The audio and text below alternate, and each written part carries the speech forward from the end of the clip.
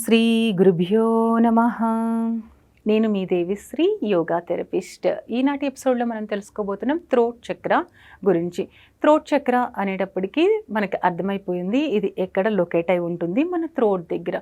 దీన్ని మనం విశుద్ధి చక్ర అని కూడా చెప్తాం. ఈ విశుద్ధి చక్ర థ్రోట్ దగ్గర లొకేట్ అయి ఉన్నటువంటి అద్భుతమైనటువంటి 12 పెటల్స్ని కలిగి ఉన్నటువంటి ఒక పద్మం వలె ఉన్న చక్ర. ఈ యొక్క చక్రాన్ని మనం యాక్టివేట్ చేయడం వలన మన యొక్క శరీరంలో ఎన్నో రకాలైనటువంటి బెనిఫిట్స్ని మనం పొందవచ్చు. ఈ యొక్క చక్రాకి బీజమంత్రం హం బీజమంత్ర.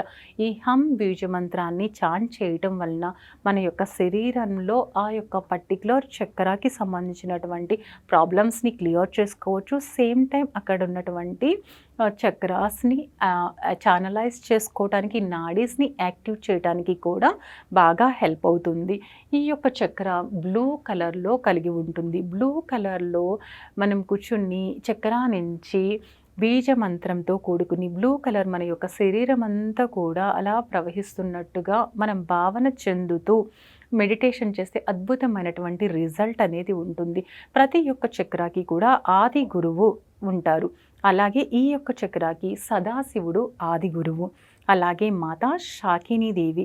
ఈ యొక్క సదాశివుడు శాకిని మాత మీద పెట్టి మెడిటేషన్ చేస్తే ఇంకా చాలా అద్భుతమైనటువంటి రిజల్ట్ని మనం పొందవచ్చు. ప్రతి ఒక్క చక్రాకి ఒక ఎలిమెంట్ని మనం చెప్తాము.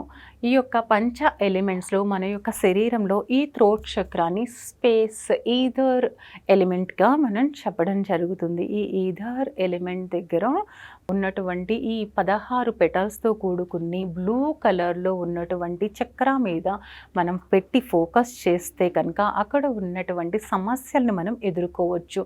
ముఖ్యంగా మనం థ్రోట్ చక్ర దగ్గర చూసేటువంటి సమస్య అనేది మంచిగా కమ్యూనికేట్ చేసేటువంటి విషయంలో లేక్ ఆఫ్ అవ్వడం అనమాట. కమ్యూనికేషన్ చాలా స్ట్రాంగ్గా, చాలా క్లియర్గా ఉండటానికి, అలాగే క్రియేటివిటీగా ఉండటానికి, వాయిస్ చాలా స్మూత్గా, సాఫ్ట్గా, లైక్ సింగింగ్ చేసినట్టుగా ఉండటానికి ఉపయోగపడేటువంటిదే ఈ యొక్క చక్ర. ఈ చక్ర అనేది చాలా స్ట్రాంగ్గా ఉండడం వలన మనిషి నిజం చెప్తారు, ట్రూత్తో ఉంటారు. అలాగే కమ్యూనికేషన్ అనేది ఎక్స్ప్రెషన్తో కూడుకున్నటువంటి కమ్యూనికేషన్ని అందించడం జరుగుతుంది.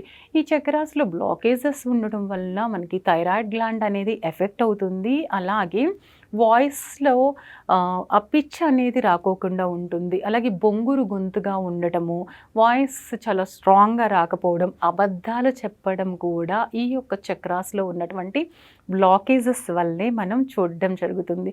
సో ఈ చక్రాన్ని మనం ఎంత యాక్టివ్ చేసుకోగలిగితే అంత మన కమ్యూనికేషన్ స్కిల్స్ కూడా యాక్టివ్ అవ్వడం జరుగుతుంది. యోగ సాధనలో ఎంతో అద్భుతమైనటువంటి రిజల్ట్ని కలిగించేటువంటి ఆసనాస్ అనేవి ఉన్నాయి. అది మత్యాసన, హలాసన, సర్వంగాసన. ఈ ఆసనాస్ ఈ యొక్క పర్టికులర్ చక్రాన్ని చాలా యాక్టివ్ చేయడానికి ఉపయోగపడతాయి.